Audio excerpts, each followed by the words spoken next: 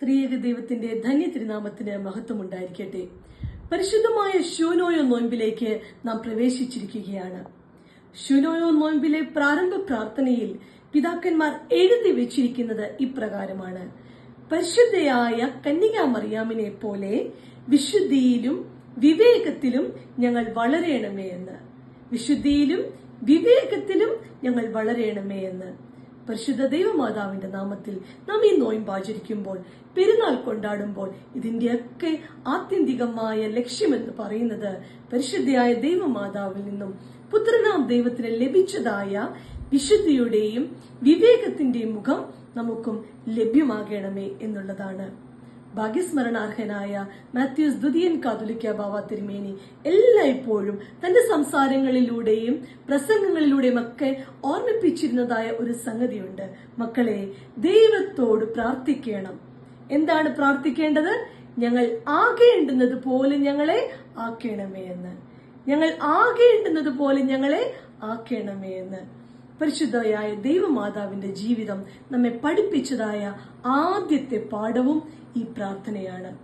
വിശുദ്ധ ലൂക്കോസിന്റെ സുവിശേഷം 1-ാം അധ്യായം 38-ാം വാക്യത്തിൽ ഇപ്രകാരം പറയുന്നു: ഇതാ ഞാൻ കർത്താവിന്റെ ദാസി, നിന്റെ വാക്കുപോലെ എനിക്ക് ഭവിക്കട്ടെ.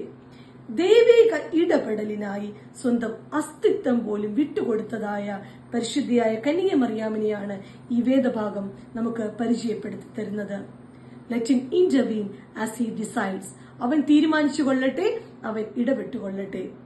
ഇന്ന് പലപ്പോഴും നമ്മുടെയൊക്കെ പ്രാർത്ഥനകൾ ആവശ്യങ്ങളും ആഗ്രഹങ്ങളും ഒക്കെ പറഞ്ഞുള്ളതായി മാത്രം ഒതുക്കപ്പെടുമ്പോൾ, ഇവിടെ പരിശുദ്ധിയായ ദൈവമാതാവിന്റെ പെരുന്നാൾ നോയമ്പ് നമ്മെ ഓർമ്മിപ്പിക്കുകയാണ്. നമ്മുടെയൊക്കെ ജീവിതം തമ്പുരാന് വേണ്ടി വിട്ടുകൊടുക്കണം.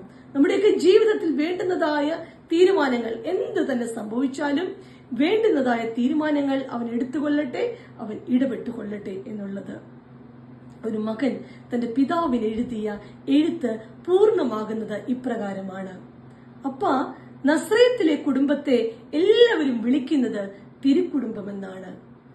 നമ്മുടെ ഭവനത്തിലും നമ്മൾ 3 പേർ മാത്രമേ ഉള്ളൂ, അപ്പനും അമ്മയും പിന്നെ ഞാനും.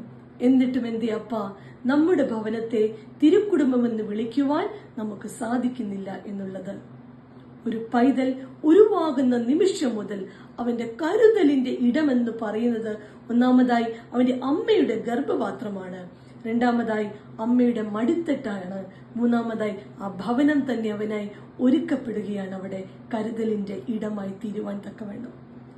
നസ്രയത്തിലെ കുടുംബം തിരുക്കുടുംബമാകുവാൻ കാരണം തന്നെ തന്നെ വിശുദ്ധിയിൽ വാർത്തെടുത്ത ഒരു അമ്മയുണ്ടായിരുന്നു അവിടെ. ദൈവീക സ്നേഹത്താലും കരുതലാലും ഒരു ഭവനത്തെ ഇങ്ങനെ ചേർത്ത് പിടിച്ച ഒരു പിതാവ് ഉണ്ടായിരുന്നു അവിടെ. ആ കുടുംബം ഉറ്റുനോക്കി ജീവിച്ചത് ക്രിസ്തുവിനെയാണ്. എന്നാൽ നസ്രയത്തിലെ കുടുംബം ജീവിച്ചതായ അവരുടെ ജീവിത വഴികൾ, നാൾ വഴികൾ എന്ന് പറയുന്നത്, ഒന്നാമതായി അവരുടെയൊക്കെ ജീവിതങ്ങൾ ദൈവഹിതത്തിന് വേണ്ടി സമർപ്പിച്ച ജീവിതമായിരുന്നു. രണ്ടാമതായി അവരുടെയൊക്കെ ജീവിതങ്ങൾ പിഴവുകളേൽക്കാത്ത ജീവിതമായിരുന്നു. മൂന്നാമതായി അവരുടെയൊക്കെ ജീവിതങ്ങൾ പിറുപിറുക്കാത്ത ജീവിതമായിരുന്നു എന്നുള്ളതാണ്. നമ്മുടെയൊക്കെ ഭവനങ്ങളെ തിരുക്കുടുംബമായി വാർത്തെടുക്കണമെങ്കിൽ നമ്മുടെയൊക്കെ ഭവനങ്ങളിൽ നിന്നും പിറുപിറുപ്പുകൾ അകന്നു മാറണം. നമ്മുടെയൊക്കെ ജീവിതങ്ങളെ ദൈവഹിതത്തിന് വിധേയപ്പെട്ടുകൊണ്ട് സ്വയമേ ഒന്ന് സമർപ്പിച്ചുകൊണ്ടുള്ള ജീവിതമാവേണം. നമ്മുടെയൊക്കെ ജീവിതത്തിൽ ഇന്നോളം സംഭവിച്ചിട്ടുള്ളതായ പിഴവുകളെ എല്ലാം ഈ പരിശുദ്ധമായ നോയമ്പിൽ പ്രാർത്ഥനയാലും ഉപവാസത്താലും നമ്മുടെ ജീവിതങ്ങളിൽ നിന്നും മാറ്റി നിർത്തുവാൻ തക്കവണ്ണം നമുക്ക് സംഗതിയാവേണം. പരിശുദ്ധിയായ ദൈവമാതാവിന്റെ നാമത്തിൽ നോയമ്പ് അനുഷ്ഠിക്കുമ്പോൾ ആ അമ്മയുടെ ജീവിതം നമുക്ക് മാതൃകയായി തീരണം.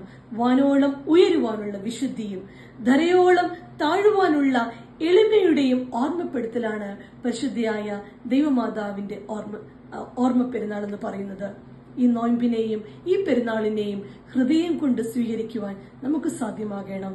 വേണ്ടുന്നതായ എല്ലാവിധ കൃപകളും അനുഗ്രഹങ്ങളും തമ്പുരാൻ കനിഞ്ഞു നൽകട്ടെ എന്ന് പ്രാർത്ഥിക്കുന്നു.